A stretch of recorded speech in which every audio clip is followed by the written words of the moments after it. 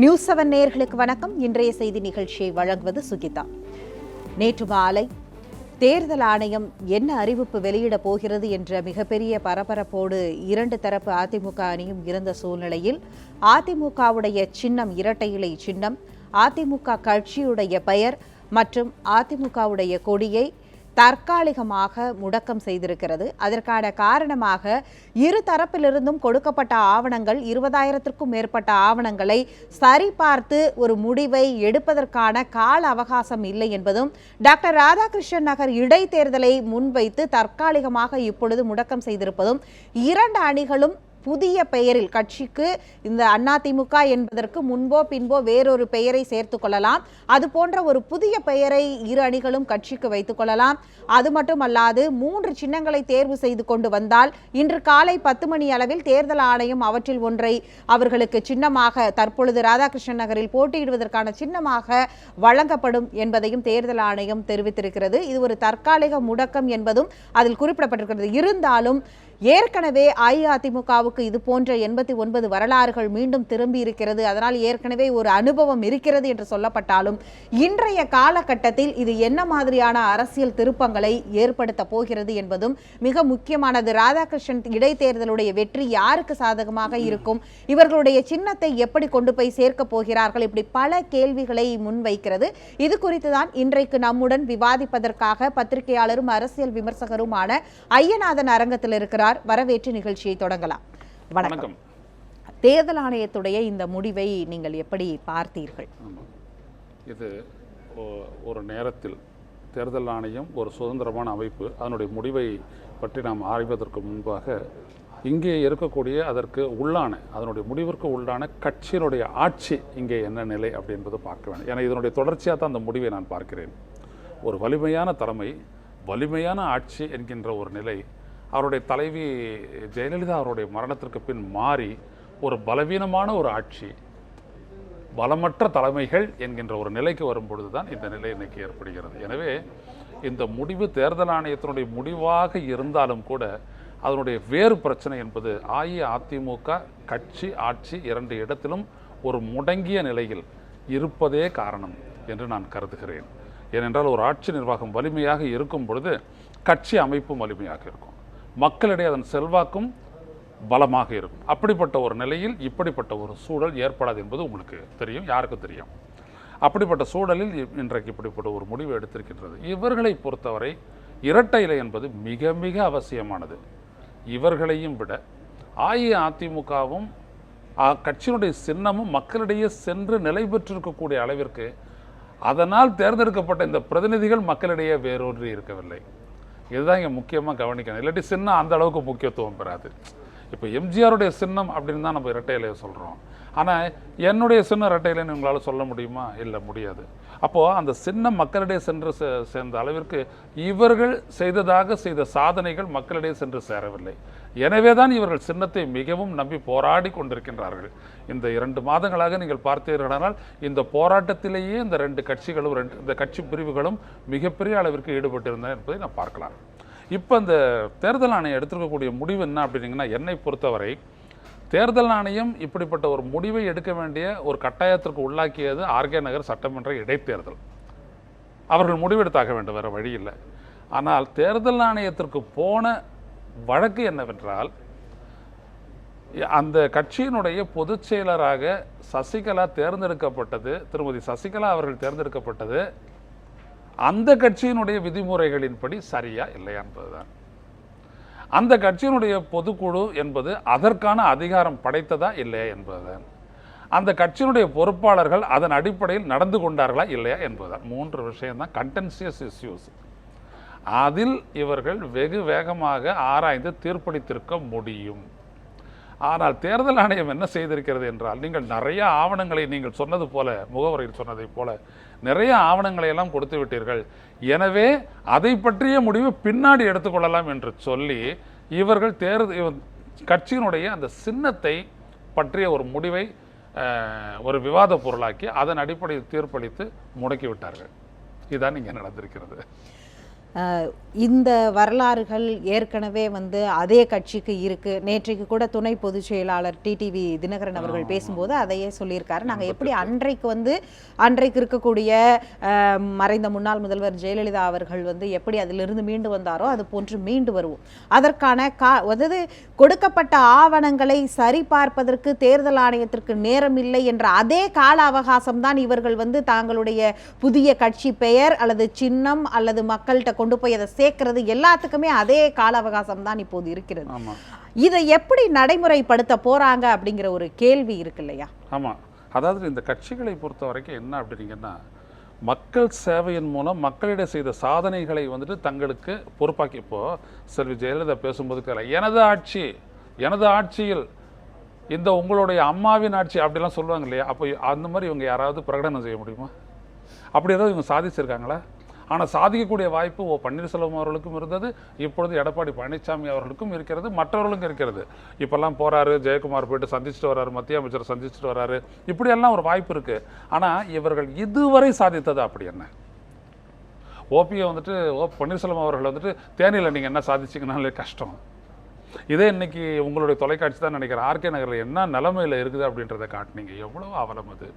இன்றைக்கும் கிட்டத்தட்ட நடைபெற்ற 12 தேர்தலில் 10 முறை அஇஅதிமுகவினுடைய வேட்பாளர்களையே தேர்ந்தெடுத்த அந்த கட்சி தான், அந்த தொகுதி தான் மிகப்பெரிய ஒரு அவலத்தில் இன்றளவும். அதில் ஒரு அம்மா சொல்கிறாங்க, இந்த நாத்தத்தில் வந்துட்டு ஒரு கூட்டம் போட சொல்லுப்பா, அப்புறம் பார்க்கலாம், இவங்களால 1 மணி நேரம் இருக்க முடியுதா பாரு நாங்கள் வாழற இடத்துல அப்படின்னு ஒரு அம்மா சொல்கிறாங்க. அந்த அம்மாவுக்கு எப்படி ஒரு 65-70 வயசு இருக்கும்.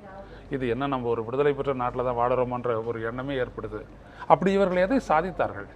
அப்படி இவங்க மக்களிடையே சாதித்திருக்கின்றார்கள் என்றால் இங்கே தேர்தல் ஆணையமோ சின்னமோ பிரச்சனையே அல்ல. அந்த பலம் ஜெயலலிதாவிடம் இருந்தது 88-இல். அவர்கள் வந்து தனிச்சு நின்னாங்க. ஏன்னா அப்பவும் கட்சியெல்லாம் பார்த்தீங்க அப்படின்னம்னா திருமதி ஜானகி எம்ஜிஆர் அவர்களோடு தான் இருந்தது.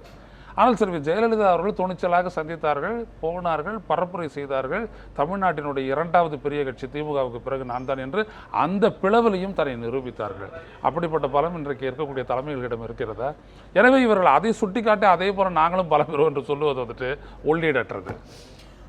இன்னொரு பக்கம் சின்னத்துடைய ரோல் அப்படிங்கிறது வந்து ஒவ்வொரு இடத்துலையும் வந்து ரொம்ப முக்கியமானதாக நாம் பார்த்துக்கிட்டே இருக்கோம்.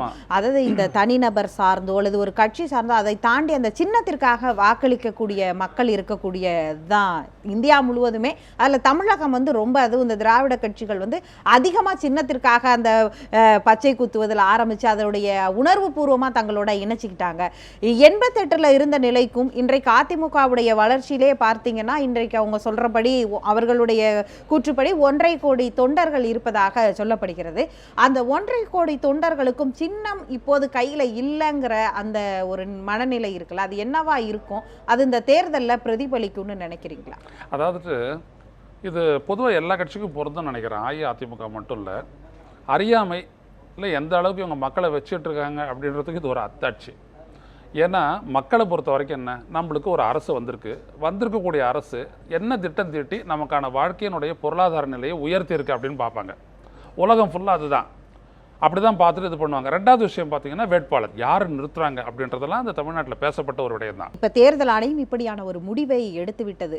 2 தரப்பும் இப்போது என்ன சொல்கிறார்கள் என்றால், எப்படியாவது எப்பாடுபட்டாவது மீட்போம், நாங்கள் அந்த சின்னத்தையும் கட்சியுடைய பெயரையும் மீட்போம் அப்படின்னு சொல்லியிருக்கிறாங்க. இதற்கு உதாரணம் அப்படின்னு பார்க்கும் பொழுது அடுத்து உச்சநீதிமன்றத்துக்கு போவார்கள் அப்படின்னாலும் உச்சநீதிமன்றம் இதற்கு எப்படி வந்து நடவடிக்கை எடுக்கும், என்ன மாதிரியான உத்தரவுகள் வரும்னா, 1971 காங்கிரஸ்ல இதே மாதிரி சாதிக்கழி வழக்குல தேர்தல் ஆணையம் சொன்னதை தான் வந்து உச்சநீதிமன்றம் உறுதிப்படுத்தியது.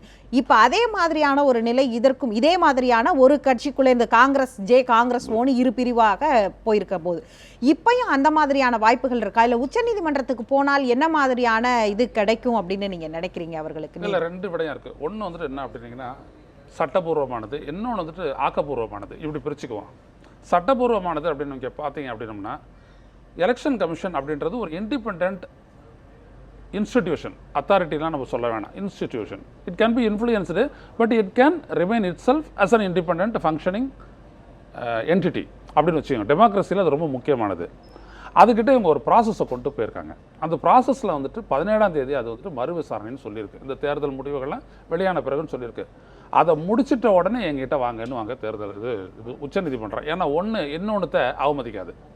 டிஸ்ரிகார்ட் பண்ணது. அதாவது நான் தேர்தல் ஆணையத்துக்கு முன்னாடி நீ என்கிட்ட வந்துருன்னு சொல்லாது. ஏன்னா இங்கே குறுகிய காலம் தான் இருக்குது. ரெண்டாவது விஷயம், தேர்தல் ஆணையத்தை வந்துட்டு ஒரு இன்ஸ்டிடியூஷன் இன்னொரு இன்ஸ்டிடியூஷனை மதித்து தான் நடந்துக்கும். எனவே அது ஒன்றும் பண்ணாது. ரெண்டாவது, இவங்களை பொறுத்த வரைக்கும் என்ன இருக்குன்னா ஆக்கப்பூர்வமான ஒரு செயல்பாடு. இப்போ ஒரு உதாரணத்துக்கு, இந்த ஆட்சியின் மீது இன்றைக்கு ஆட்சி செய்து கொண்டிருக்கிறவர்கள் மீது அல்லது அந்த கட்சியிலிருந்து பிரிந்து ஒரு எதிர்க்கட்சியை போல செயல்பட்டு கொண்டிருக்கக்கூடிய ஓபிஎஸ் அணியினர் மீது இவர்கள் இருவருக்குமே ஒரு கட்டாயம் இருக்குது. மக்களினுடைய நம்பிக்கையை பெற வேண்டிய கட்டாயம் இருக்கிறது. அது 2 பேரும் எங்களை மக்கள் நம்புவாங்கன்னு தான் சொல்கிறாங்க. இப்போ இந்த ஆட்சியில் இருக்கக்கூடிய கட்சிக்கு அதுக்கான வாய்ப்பு இருக்குது. நீங்கள் எவ்வளோ பிரச்சனையை நீங்கள் சொல்லியிருக்கீங்க, இந்த ஊடகத்தின் வழியாக நீங்கள் பார்த்தீங்கன்னா விவசாயிகள் பிரச்சனை சொல்லியிருக்கீங்க, ஹைட்ரோ கார்பன் பிரச்சனை நீங்கள் சொல்லியிருக்கீங்க, இன்னும் பல்வேறுபட்ட பிரச்சனைகள் இருக்குது. இப்போ கூட பாருங்கள், நேற்றுல இருந்துட்டு இந்த பஞ்சாயத்து செயலாளர்கள் என்று சொல்லக்கூடிய தமிழ்நாட்டில் இருக்கக்கூடிய 13 கிராம பஞ்சாயத்துகளினுடைய செயலாளர்களாக வேலை செஞ்சுட்டு இருக்கிறவங்க, அவங்க தான் வந்துட்டு குடிநீர், சுற்றுப்புற தூய்மை, அப்புறம் அந்த கழிவறை கட்டுதல் போன்றவற்றுக்கெல்லாம் மக்களுக்கு உதவிக்கிட்டு அந்த 100 நாள் வேலை திட்டத்தெல்லாம் முறைப்படுத்தி கொண்டு அந்த பஞ்சாயத்து அமைப்புகளுக்கு தேர்ந்தெடுக்கப்பட்டவர்களோடு சேர்ந்து இயங்கி செயலாற்றக்கூடியவர்கள். ஆனால் இவங்களை வந்துட்டு நாங்கள் நிரந்தர அரசு ஊழியர்களாக ஆக்குவோன்னு 2006லேயே வந்துட்டு இவங்க சொல்கிறாங்க இல்லையா, அம்மாவினுடைய கனவை தான் நாங்கள் நிறைவேற்றுவோன்னு அவங்க உறுதியளிச்சிருக்கிறாங்க.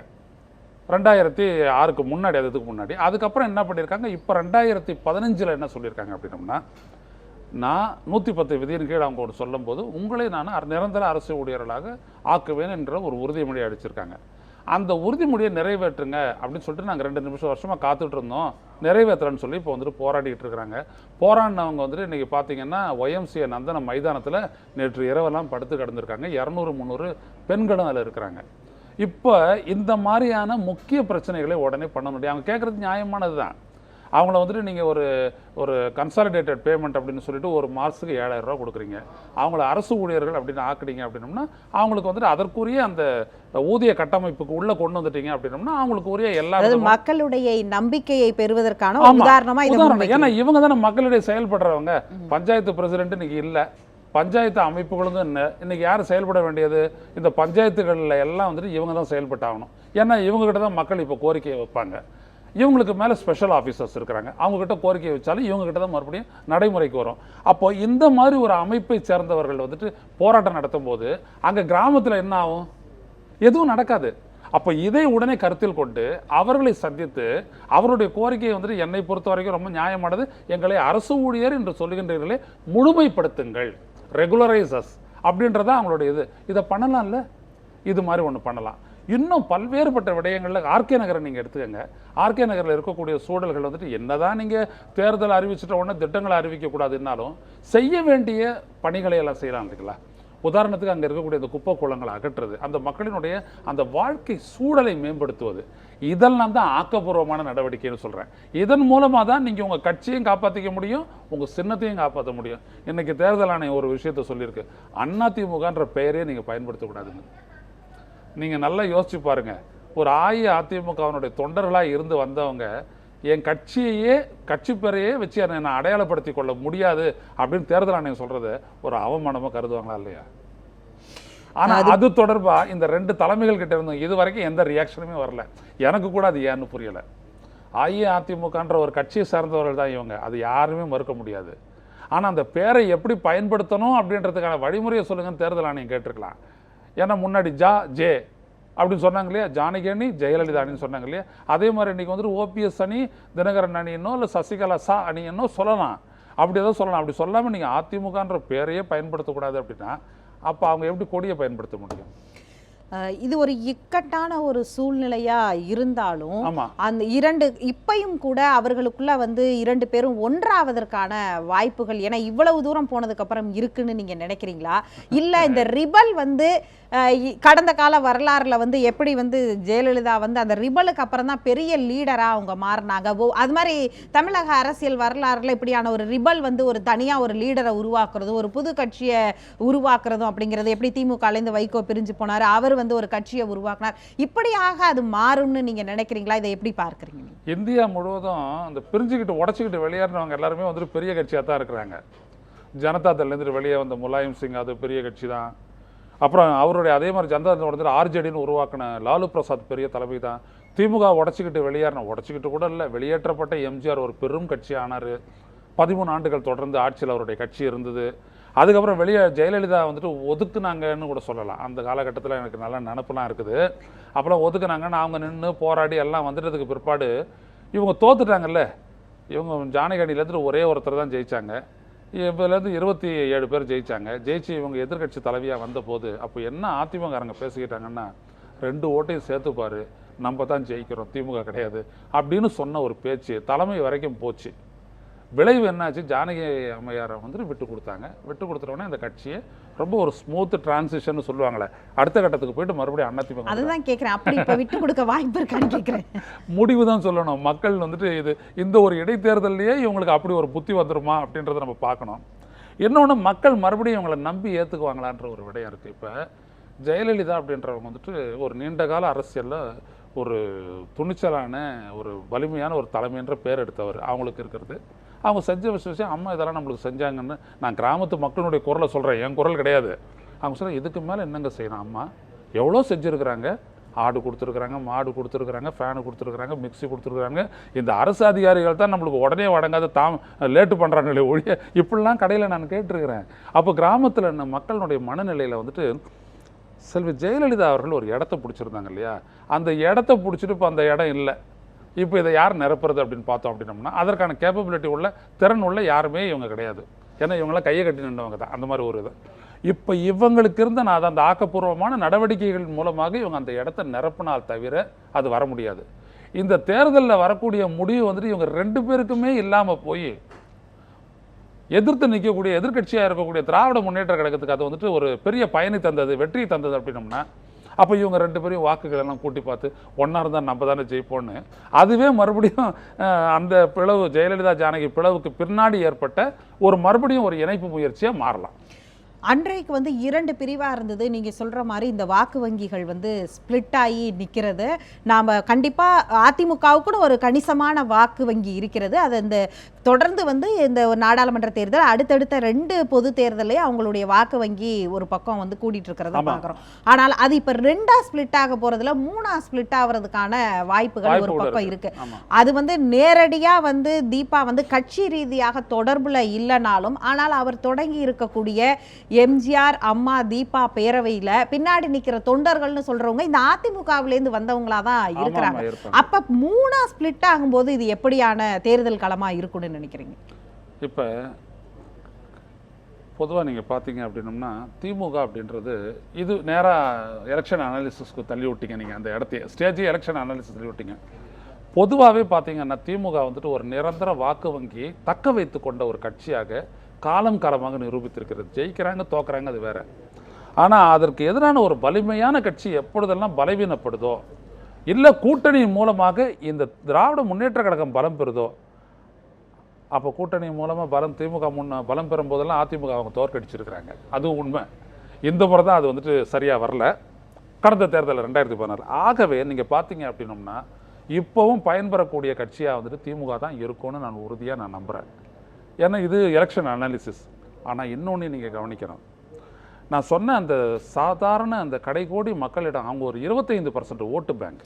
நீங்கள் சொல்கிற மாதிரி திமுக வந்து இதில் பலன் பெறுதுன்னே நீங்கள் சொல்கிறத வச்சுக்கிட்டாலும், இன்றைக்கு அன்னைக்கு 88ல் வந்து பார்த்தீங்கன்னா ஆளுநர் ஆட்சி இருந்தது. ஆனால் இன்னைக்கு அதிமுகவோட ஆளும் கட்சியாக இருக்கிறது இல்லையா? இதில் ஒரு பெரிய மாற்றம் ஆகாது. நான் அதான் சொல்கிறேன், எஸ்டாப்ளிஷ் ஆகலைன்றேன் நான். இது அன்றைக்கு இருந்தது. நான் ஆளுநர் ஆட்சி குறித்து பேசும்போது அதிமுகவுக்கு இது என்ன மாதிரியான பலனை இப்பொழுது கொடுக்க போகிறது? இப்போ வந்து அவங்க ஆளும் கட்சி தான். திமுக ஆர்கே நகரில் ஒருவேளை வெற்றி பெறுகிறதோ தோல்வி வெற்றி பெற்றால் அது அதிமுகவுக்கு எந்த வகையிலும் பாதிப்பை வந்து ஏற்படுத்த போறது இல்லை இல்லையா? யாருக்கு வெற்றி பெற்றா? திமுக வெற்றி பெற்றாலும், ஏன்னா இவங்க தானே இப்போ ஆளும் கட்சியாக இருக்கிறார்கள். மிகப்பெரிய அளவிற்கு அரசியல் காய் நகர்த்தல்கள் தொடரும். அதான் ரொம்ப இப்போ காய் நகர்த்தல்கள் ஒரு இடத்துல வந்து நிற்குது. நீங்கள் ஆர்கே நகர் இடைத்தேர்தலை தனித்து பார்க்காதீங்க. இதனுடைய நீட்சியாக உள்ளாட்சி தேர்தல் இருக்குது. அந்த இடத்துல தான் இவங்க நீதிமன்றத்தில் நாங்கள் நடத்தக்கூடிய சூழலில் இல்லைன்னாங்க. அது ஏன் அவங்க பதுங்கினாங்க என்னென்னா, இந்த சின்னன்ற வலிமையான ஆயுதம் தங்களுக்கு இல்லைன்னா நம்மளால் மக்கள் மத்தியில் வலிமையாக நின்று வெற்றி பெற முடியாதுன்னு நினைக்கிறாங்க. அப்படின்னா ஆர்கே நகர் தேர்தலினுடைய முடிவு அப்படின்றது அதனுடைய நீட்சியாக உள்ளாட்சி தேர்தலையும் வரும். அப்போ இங்கே ரொம்ப ஒரு முக்கியமான ஒரு விஷயம் பார்த்துங்க. அதான் சொன்ன ஆக்கப்பூர்வமான நடவடிக்கைன்னு. சட்டப்பூர்வமான நடவடிக்கையில் நீங்கள் ஒன்றும் பண்ண முடியாது. இப்போ தேர்தல் ஆணையத்துக்கிட்ட போய்ட்டு 3 சின்னத்தை கொடுத்துட்டு 3ல் 1ன்னு கேட்குறீங்க. அதில் 3ல் 1 வாழைப்பழமோ வெள்ளரிக்காய் ஏதோ ஒன்று இருக்குன்னு வச்சுக்கோங்க, அதை தேர்தல் ஆணையம் அப்ரூவ் பண்ணிடுச்சு. அவங்கக்கிட்ட ஒரு 3 சின்னத்தை கேட்க போகிறாங்க. உங்கள் 2 சின்னமும் ஒரு மாதிரி ஏறக்குறைய ஒரு மாதிரி ஒரு நீள அகலத்தில் இருந்துன்னு வச்சுக்கோங்க, மாறி வாக்கு போட்டு இது கூட தேர்தல் முடிவை மாற்றிடலாம். நீங்கள் பட்டுக்கோட்டையில் ஒன்று ஆச்சு 2011. முரசு சின்னத்தில் தேமுதிக வேட்பாளர் நிற்கிறாரு. அங்கே இருக்கிற ஒரு சுயேட்சைக்கு கூட சின்னம் கொடுத்துட்டாங்க. முரசு மாதிரியே கூட இருக்குன்னு சொல்லிட்டு கூடையிலையும் நம்ம மக்களை அழுத்திட்டு வந்துட்டாங்க. 23,000 அவர் போன உடனே இவர் தோத்து காங்கிரஸுக்கு வந்துட்டு அப்போ ரொம்ப கம்மியான சீட்டு தான், மொத்தமே 5 தான் ஜெயிச்சிருந்தாங்க. 5ல் 1 இப்படி ஜெயிச்சது. அது மற்றதெல்லாம் பார்டரு, இது மட்டும் தான் நாட்டுக்குள்ளே ஜெயிச்ச ஒரே தொகுதி. இப்படியெல்லாம் இருக்குங்க. தேர்தல் ஆணையம் நினச்சிச்சுன்னா எதை வேணாலும் பண்ணலாம். எனவே அவங்க ரொம்ப கண்ணில் எண்ணெய் ஊற்றிக்கிட்டு இதை கண்காணிக்கணும். 2வது விஷயம் என்னன்னீங்கன்னா, ஒரு அரசு வந்துட்டு இந்த தேர்தல் காலத்தில் நம்பிக்கை பெறக்கூடிய விஷயங்கள் செய்யணும்னா ஆட்சி நிர்வாகம் அப்படின்றது ரொம்ப ஆட்சி ஹைஃபன் நிர்வாகம் ரெண்டும் ரொம்ப ஷார்ப்பாக இருக்கணும். இந்த நேரத்தில் நான் வந்து அந்த நேரத்தில் போராட்டங்களை எல்லாத்தையும் தவிர்க்கணும். இப்போ இந்த இடத்துல இன்றைக்கி வந்துட்டு செல்வி ஜெயலலிதா இருந்தாங்கன்னா, உள்ளாட்சிகளில் நாளைக்கு ஜெயிக்க போகணும், நம்ம ஜெயிக்கணுன்ற ஒரு நிலையில் உள்ளாட்சி செயலாளர்கள் ஒரு கோரிக்கை கொண்டு வரும்போது டக்குன்னு என்ன சொல்லியிருப்பாங்க, 15 நாளில் உங்களுடைய கோரிக்கை நிறைவேற்றப்படும், அம்மா அரசு உறுதி, இந்நேரம் உங்களுக்குலாம் அறிக்கை வந்துட்டு இருக்கோம். ஆனால் இல்லாத போது இவங்க என்னன்னா ஃபண்டு இல்லைன்னு சொல்லிட்டு இவங்களுடைய கோரிக்கையை பற்றி எந்த பதிலும் சொல்லலை. யாரும் மக்களுடைய நம்பிக்கை நிர்வாகம் தான் வந்து இவர்களை வந்து அடுத்த செல்வாக்கா மாத்தும் அப்படிங்கிறீங்க. இதற்கு தற்பொழுது அஇஅதிமுகவுடைய செய்தி தொடர்பாளர் சரஸ்வதி அவர்கள் நம்முடன் இணைந்திருக்கிறார். அவரிடம் கேட்கலாம். வணக்கம் மேடம். நேற்றைய தேர்தல் ஆணையத்தினுடைய இந்த சின்ன முடக்க முடிவை நீங்க எப்படி எதிர்கொள்றீங்க? அடுத்த கட்டமாக உங்களுடைய கட்சியுடைய நடவடிக்கை என்னவாக இருக்க போகிறது? அதாவதுங்க, தேர்தல் ஆணையம் ஒருதலை பட்சமா நடந்துட்டு இருக்குங்கிறத நேற்று தான் பார்த்தோம். அகிலேஷ் யாதவுக்கு ஒரு சட்டமும் அனைத்து இந்திய அண்ணா திராவிட முன்னேற்ற ஒரு சட்டமும் தேர்தல் ஆணையம் எப்படி நிறைவேற்றுன்னு தெரியல. அவங்களுக்கு பைலாப்படி தேவைப்பட்டது மெஜாரிட்டி. 122 எம்எல்ஏக்கள், 37 எம்பிக்கள், 95% பொதுக்குழு செயற்குழு உட்பட, நானும் ஒரு செயற்குழு உறுப்பினர், பொதுக்குழு உறுப்பினர், நாங்கள் உட்பட அஃபிடவேட்ல சைன் பண்ணி நாங்க கொடுத்திருக்கும் போது எங்கள் கட்சி சின்னத்தை முடக்குவது எந்த வகையில நியாயம்னு தெரியல.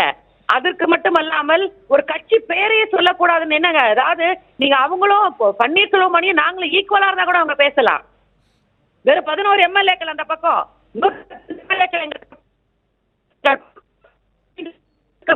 பொதுக்குழு செயற்குழு உறுப்பினர்கள் எங்களை பக்கம்,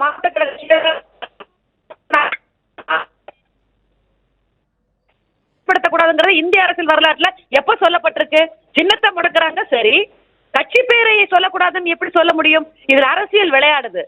நிச்சயமா ஆர்கே நகர் மக்கள் எங்கள் சின்னத்தை முடக்கியவர்களுக்கும் துரோகம் செய்தவர்களுக்கு துணை போனவர்களுக்கும் நிச்சயமா ஆர்கே நகர் மக்கள் நல்ல தீர்ப்பை வழங்குவாங்க. நீங்கள் நியாயமான ஒரு கோரிக்கையை வைக்கிறீங்க, கட்சியுடைய பெயரை இதுவரைக்கும் முடக்கலை அப்படிங்கிற ஒரு கோரிக்கையை வைக்கிறீங்க. அதே நேரத்தில் தேர்தல் ஆணையம் அவங்க தரப்பில் என்ன சொல்கிறாங்கன்னா, இப்போதைக்கு வந்து நியாயம் எந்த பக்கம் வந்து நீதி இருக்குது அப்படிங்கிறதையெல்லாம் தாண்டி, சட்டத்தை தாண்டி ஏற்கனவே ஐயநாதன் அவர்கள் கூட குறிப்பிட்டார்கள் எதற்காக தேர்தல் ஆணையத்துக்கு போனார்கள், அதையெல்லாம் கூட கணக்கில் எடுத்துக்கொள்ளவில்லை. ஆர்கே நகர் தேர்தலை மனதில் வைத்து, அந்த இடைத்தேர்தலை மனதில் வைத்து அதற்கு இப்பொழுது ஒரு தீர்வு காண வேண்டும் என்பதற்காக இவை அனைத்தையும் ஆவணங்களை சரிபார்ப்பதற்கு கால அவகாசம் தேவை, அதனால் தற்காலிகமாக முடக்கங்கிற மாதிரி தான் அவங்க சொல்றாங்க. இதை நீங்க எப்படி பார்க்கறீங்க? ஆமா, அகிலேஷ் யாதவும் முலாயம் சிங் யாதவும் காலையில போய் சாயங்காலம் மட்டும் அவங்களுக்கு நியாயம் கிடைக்கலையா? தேர்தல் ஆணையத்துக்கு நாங்க போலயே பன்னீர்செல்வம் எப்படியாவது இந்த சின்னத்தை முடக்க வேண்டும், எனக்கு கிடைக்கலனாலும் பரவாயில்ல, இந்த சின்னம் எங்களுக்கு கிடைக்க கூடாதுங்கிற முனைப்போட செயல்பட்டது ஓ பன்னீர்செல்வம். நாங்கள் தேர்தல் ஆணையத்துக்கு போகல. தேர்தல் ஆணையம் கால அவகாசம், நான் கேட்கறது தேர்தல் ஆணையத்திற்கு வேண்டியது சட்டப்படி எங்கள் மெஜாரிட்டி, கால அவகாசம் மெஜாரிட்டி ஈக்குவலா இருந்தால் நாங்களும் அவங்களும் 50% அல்ல, நாங்கள் ஒரு 60 அவங்க ஒரு 40% இருந்தாலும் கூட கால அவகாசம் கேட்கலாம். எந்த விதமான முகாந்திரமும் கிடையாது கால அவகாசம் கேட்க. 95% ப்ரூவ் எங்ககிட்ட இருக்கு. எங்ககிட்ட மெஜாரிட்டி எம்எல்ஏ இருக்கு, எங்ககிட்ட மெஜாரிட்டி எம்பிஸ் இருக்கு. அதுக்கு பிறகு எதற்கு காலையில் போற முலாயம் சிங் யாதவுக்கும் அகிலேஷ் யாதவுக்கும் மாலையில் நியாயம் கிடைக்கும் போது எல்லா பைலாப்படி சட்டப்படி எங்கள் மெஜாரிட்டியை நாங்கள் நிரூபித்த பிறகும் கால அவகாசம் பத்தலைன்னு சொல்றது எந்த விதத்துல நியாயம்னு தெரியல. இப்ப அடுத்த கட்ட நடவடிக்கையாக உங்களுடைய கட்சியுடைய நடவடிக்கை என்னன்னு சொல்லுங்க மேடம். எங்கள் கட்சி பல இன்னல்களை சந்தித்து வளர்ந்த இயக்கமா இது. அம்மா அவர்கள் இருக்கும் போதே புவனகிரியில எங்கள் சின்னம் முடக்கப்பட்டு வாழைப்பழ சின்னம் கொடுத்தாங்க. அங்க மட்டும் ஞாபகம் இருக்கும்னு நினைக்கிற சகோதரர் ஐயநாதன் கூட அது ஞாபகம் இருக்கும். வாழைப்பழ சின்னம் அம்மாவுக்கு அன்னைக்கு கொடுக்கப்பட்டது. மற்ற இடத்துல ரெட்டையில நிற்கும் போது புவனகிரியில வாழைப்பழத்துல எங்கள் அம்மா வேட்பாளர் நிறுத்தி வைத்து வாழைப்பழத்தை காமிச்சு இதுதான் என்னுடைய வேட்பாளருடைய சின்னம் நீங்கள் வாக்களிக்க வேணுங்கிறப்போ மிகப்பெரிய வெற்றி அந்த வாழைப்பழ சின்னம் அன்னைக்கு அம்மா சொன்னதுக்காக பெற்றது. நிச்சயமா இது எங்கள் அம்மாவுடைய இயக்கம். எங்கள் அம்மாவுடைய கட்சியை நாங்கள் வளர்ப்பதற்காகவும் எங்கள் அம்மா திட்டங்களை இன்னைக்கு மக்கள்கிட்ட ஆர்கே நகர் மக்கள் மட்டுமல்ல தமிழகம் முழுவதும் அம்மாவுடைய திட்டங்களை கொண்டு போகத்தான் நாங்கள் அனைவருமே எங்கள் கழக துணை பொதுச் செயலாளர் நேற்றுக்கு அறிமுக கூட்டத்துல சொன்ன மாதிரி எங்கள் வேட்பாளர்கள் பாடுபடுறாரு. அங்க நிச்சயமா ஒரு நல்ல வேட்பாளர், அவர் மக்களுக்கு உறுதுணையா இருக்கக்கூடிய வேட்பாளர். இந்த சோதனைகளை தாண்டி மிகப்பெரிய வெற்றியை ஆர்கே நகர் மக்கள் எங்களுக்கு தருவாங்க. எங்கள் வேட்பாளர் துணை பொதுச் செயலாளர் சகோதரர் டிடிவி தினகரனுக்கு தருவாங்க. மேடம், உங்களிடம் ஐயநாதன் அவர்கள் ஒரு கேள்வியை முன்வைக்கிறார். ஆமா, சகோதரி சிஆர் சரஸ்வதிக்கு ஒரு கேள்வி. ஒரு பொதுக்குழு உறுப்பினராக இருக்கக்கூடிய நீங்க ஒரு வேட்பாளராகவும் நின்று இருக்கீங்க. நீங்க இவ்வளவு அழுத்தம் திருத்தமா நீங்க பேசுறீங்க, ஆனா உங்களுடைய கட்சி தலைமையிலிருந்து இவ்வளவு அழுத்தம் திருத்தமான ஒரு அறிக்கை வரலையே, அது ஏன்? அதுதான் நான் கேட்கிறேன். முடக்கப்பட்டிருக்கு. இப்ப எங்க தலைமையில் ஆலோசனை கூட்டம் தொடங்க போகுது. இப்ப நேற்று நைட்டு தான் தேர்தல் ஆணையம் எங்களை முடக்கி இருக்காங்க. நேற்று ராத்திரியே அன்பு சகோதரர் டிடிவி தினகரன் அவர்கள் மிக தெளிவான பிரஸ் மீட் நேற்று நைட்டே கொடுத்தாங்க. நான் வேட்பாளராக போட்டியிடுவேன், இந்த தேர்தலை பல இன்னல்களை நாங்க சந்திச்சிருக்கோம், நிச்சயமாக இந்த தேர்தல் நாங்கள் வெற்றி பெறுவோம் என்பதை மிக தெளிவாக நேற்று இரவு 11:30 மணிக்கு எல்லாமே எங்கள் துணை பொதுச் செயலாளர் மிக தெளிவா எல்லா பத்திரிகையிலும் பேசியிருக்காரு, பிரஸ்லயும் பேசியிருக்காரு. இப்ப இன்னைக்கு வேட்புமனு தாக்கல் செய்ய போறாரு.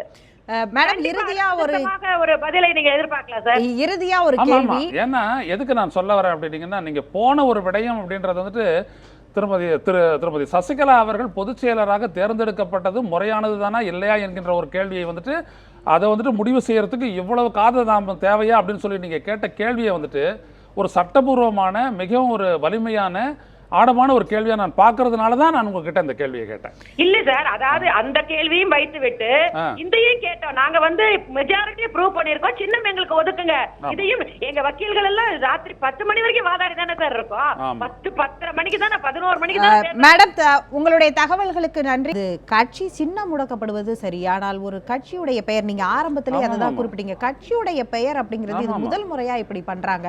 இதில் அரசியல் கலந்திருக்குன்னு நேரடியா சிஆர் குற்றச்சாட்டுறாரு. அந்த குற்றச்சாட்டை நீங்க எப்படி எதிர்கொள்றீங்க? நான் ஆரம்பத்திலே நான் சொல்லும்போது நான் சொன்னேன், தேர்தல் ஆணையத்தினுடைய முடிவு அரசியல் சார்ந்ததாகவே இருக்கும்னு. இன்னைக்கு இல்லை, நான் 3 நாளா சொல்லிட்டு வரேன், நேற்று காத்தாலேருந்து சொல்லிட்டு வரேன். இப்படிதான் இருக்கும் அப்படின்றது தெரியும். ஏன்னு கேட்டீங்கன்னா, கண்டென்சியஸ் இஷ்யூல மட்டும்தான் பதில் சொல்லணும். நான் வந்துட்டு நாம் தமிழர் கட்சி என்கின்ற ஒரு கட்சியை தேர்தல் ஆணையத்தில் பதிவு செய்ததில் முன்னணியில் இருந்து செயல்பட்டவன்.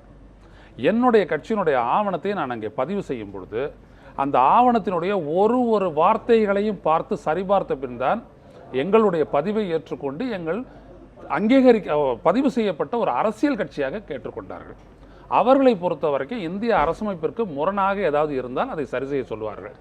மற்றபடி நம்மளுடைய கட்சியினுடைய பைலா என்று சொல்லக்கூடிய விதிமுறைகளை ஏற்றுக்கொண்டு அவர்கள் முத்திரை குத்தி நமக்கு வந்துட்டு கட்சியினுடைய பதிவு செய்யப்பட்ட கட்சியினர் அங்கீகாரத்தை கொடுத்துட்றாங்க. அது ஒரு கட்சி அங்கீகாரம் இல்லை, பதிவு செய்யப்பட்ட கட்சின்னு. நான் என்ன கேட்குறேன்னா, இந்த கட்சியில் நான் இப்படி தேர்ந்தெடுப்பேன், இவர்களை தேர்ந்தெடுத்து முதலில் நான் வந்துட்டு ஊராட்சி பிரதிநிதிகளை தேர்ந்தெடுப்பேன், அங்கிருந்து நான் வந்துட்டு ஒன்றியத்துக்கு தேர்ந்தெடுப்பேன், ஒன்றியத்திலேருந்து மாவட்டத்துக்கு தேர்ந்தெடுப்பேன், இது 3லேருந்து ஒவ்வொரு பிரதிநிதியை வச்சு நான் என்னோட பொதுக்குழு அமைப்பேன். இந்த பொதுக்குழு தான் எனது கட்சியினுடைய அதிகாரமிக்க அமைப்புன்னு நான் சொல்கிறேன். சரியா போச்சுங்களா? இந்த அதிகாரமிக்க அமைப்பு என்பது இருக்கும் பொழுது கட்சி என்பதே பொதுக்குழு தான். அப்பொழுது இந்த பொதுக்குழுவினுடைய ஒப்புதல் பெற்றவர் தான் தலைவர்.